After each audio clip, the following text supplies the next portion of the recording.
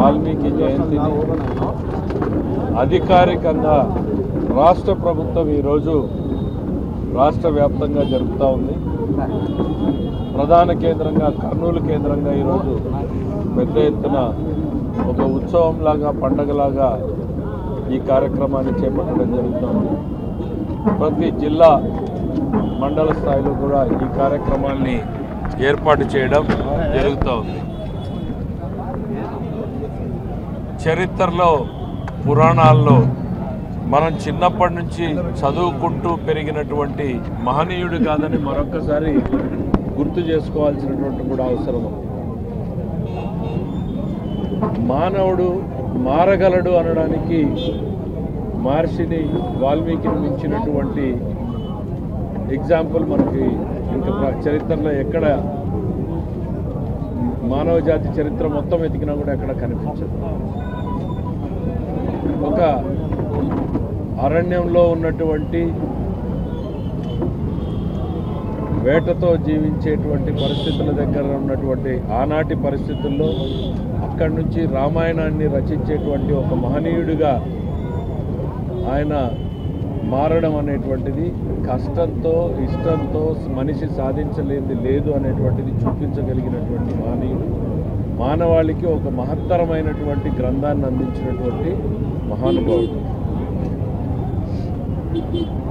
ఇక ఆయన వారసులుగా ఈరోజు చెప్పుకోబడుతున్నటువంటి వాల్మీకి, రాయలసీమ ప్రాంతంలో బోయ కులస్తులుగా పిలువబడేటువంటి అనేక మందికి ఈ ప్రభుత్వాలు వచ్చిన తర్వాత ఈ బోయ వాల్మీకి కులాల ప్రధాన డిమాండ్గా ఉన్నటువంటి ఎస్టీ రిజర్వేషన్లలో చేర్చాలి అనేటువంటి డిమాండ్ని గతంలోనే ఒక డీటెయిల్డ్ స్టడీ చేసి దీని మీద శాసనసభను తీర్మానం చేసి ఆ తర్వాత ఢిల్లీకి పంపించడం జరిగింది. తదనంతరం వచ్చినటువంటి ప్రభుత్వాలు వాటి మీద నిర్లక్ష్యం, అసంపూర్తితో కూడినటువంటి నివేదికలు ఇవ్వడం వలన దానిలో తీవ్రమైనటువంటి జాప్యం జరిగింది అన్నటువంటి విషయాన్ని కూడా ఈ సందర్భంగా మనం గుర్తు చేసుకోవాలి. వెనుకబడినటువంటి కులాలను అభివృద్ధి చేయడానికి తెలుగుదేశం పార్టీ ఇప్పటికే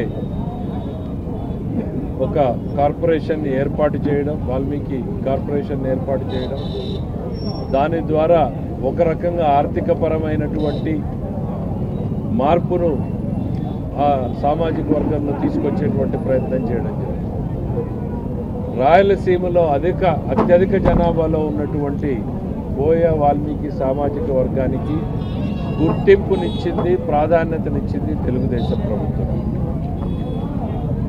ఆనాటికి 60 సంవత్సరాల రాజకీయ చరిత్ర చూస్తే శాసనసభలో ప్రాతినిధ్యం కానీ, ఆనాటి తాలూకాలో మండలాల్లో లేకపోతే జిల్లా పరిషత్తుల్లో ప్రాతినిధ్యం కూడా ఎక్కడా కనిపించేటువంటిది కాదు. నందమూరి తారక రామారావు గారు వచ్చిన తర్వాత అటు బీసీ రిజర్వేషన్లను తేవడం, అనంతరం మొట్టమొదటిసారి అనంతపురం జిల్లాలో ఒక ఎమ్మెల్యే సీటుని ఇవ్వడం, జిల్లా పరిషత్ చైర్మన్ ఇవ్వడం తో రాజకీయ ప్రస్థానం మొదలైంది.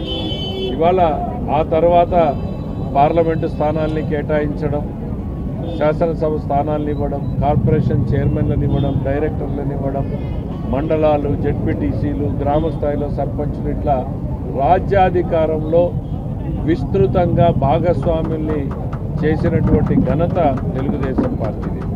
ఈరోజు బీసీలు, ప్రధానంగా బోయ వాల్మీకి కులాలకు సంబంధించినటువంటి వ్యక్తులు అనేక మంది రాజకీయంలో రాణించగలిగారు అనంటే అది తెలుగుదేశం పార్టీ ఆవిర్భావం తర్వాతనే అన్నటువంటి విషయాన్ని ఈ సందర్భంగా గుర్తు చేస్తూ ఈ ప్రధాన రాజకీయ డిమాండ్ను కూడా ముందుకు తీసుకెళ్లేటువంటి ప్రయత్నం చేస్తుంది అనేటువంటి తెలియజేసుకుంటూ మరొక్కసారి వాల్మీకి మహర్షిని స్మరించుకుంటూ ఆయన ఈ ప్రపంచానికి ఇచ్చినటువంటి గ్రంథం వేల సంవత్సరాల తర్వాత కూడా మానవ జీవన మార్గదర్శిగా నిలిచినటువంటి ఆ గ్రంథాన్ని మరొక్కసారి గుర్తు చేసుకుంటూ మనం అందరం ఆ మహనీయుడి జయంతిని అద్భుతంగా జరుపుకోవాలని చెప్పి కోరుకుంటూ సెలవు తీసుకుంటున్నాం.